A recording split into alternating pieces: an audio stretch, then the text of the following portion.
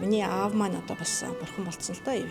Аав маань одоо бас 3 дугаар төвийн эмнэлэгт твтэж яхад маш их одоо цус бүтээгдэхүүн хэрэг болсон. Тэгээд тэрийг харж бас айгүй хүнд байсан.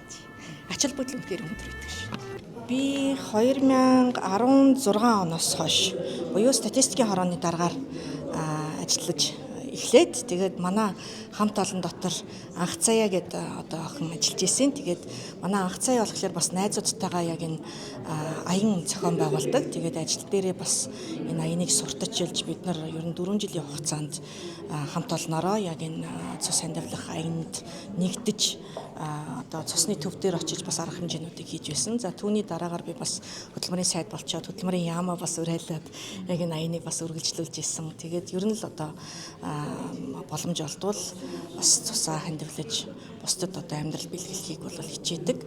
За мэдээж нөгөө цус хандивлах хугацаа эмэгтэй хүн 3 сар тутамдаа 1, эрэгтэй хүн бол 2 сар тутамдаа 1 удаа өгөх боломжтой. Хүний биед одоо 7 литр цус байдгаа гэж үздэг бол нэг удаадаа 350-аас 400 мл цус одоо авдаг. Тэгээд цусаа өгөхөд бол мэдээж одоо тодорхой гам барьсан байх ёстой. За архи тамхи хэрэглээгүй, им уугаагүй, мөн түнчлэн одоо халуун ногоотой хоол идээгүй, сүүн бүтээгдэхүүн идэг одоо хэрэглээгүй гэх мэтчлэн одоо бас бие бэлдэж ирүүл байх хэвээр өөрөө одоо бас тодорхой одоо юу гэдэг нь те хитрхи одоо их тураалтай гэдэг ч юм уу одоо хэд туранхаа байвал бас өөрийн гэсэн одоо цус багталцтай хүмүүс ч гэсэн одоо бас өгч болохгүй нь байгаа дээ шүү дээ те. Тэгэхээр аль болох хүмүүс бол сайн одоо цусаа өгж явах нь бол бас өөрийн эрүүл мэндэд ч гэсэн ач тустай юм аа. Нэг ялангуяа эрэгтэйчүүдийн хувьд одоо бас уриалахад цусны одоо цус шингэлэх, за зүрх судасны өвчлөлөөс одоо урьдчилан сэргийлэх ийм одоо өндөр ач холбогдолтой байдаг гэдгийг хэлмээр байна. Ковидын дараахын цаг үеийг одоо бодох юм бол маш олон залуучууд бас цус өтгөрөлттэй байна гэж бид нар ярьдаг шүү дээ. Маш олон одоо гинтийн зүрх хаагдах гэдэг ч юм уу одоо маш олон юм тохиолдлууд яваад байгаа. Цус ер нь хэд их бүлэгнээд ин гэдэг ийм одоо асуудал бас яригадаад идэг. Тэгэхээр яг энэ цаг үедээ бол бас залуучууд аль болох одоо цусаа өгөх нь нэгдүгээрт эрүүл амьдралын хэв маягтай байна гэдгийг харах ёстой. За түнчлэн бусдын одоо амьдралыг хамгаалж одоо туслахаас гадна өөртөө ч гэсэн бас тус болж ийна л гэсэн үг тийм.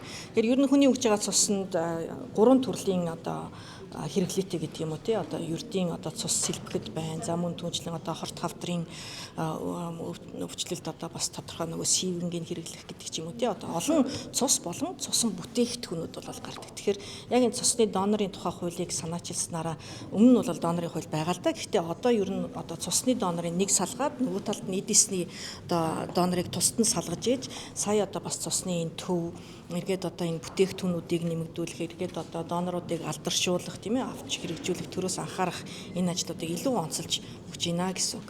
За нэг хүний цус бол 3 хүний одоо цусыг одоо амийг аварж ийна гэж бид нар ярьдаг тий. За та цусаа өгөхөд 3 хүний амийг аварж ишүү гэд тэгээд сар бүрийн 3-ны өдөр цус хандивлах өдөр гэж үг нь бол зарладаг.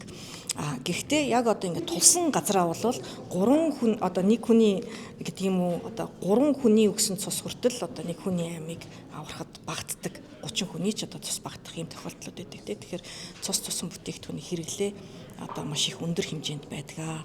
Манайх шиг ялангуяа осолд ордог.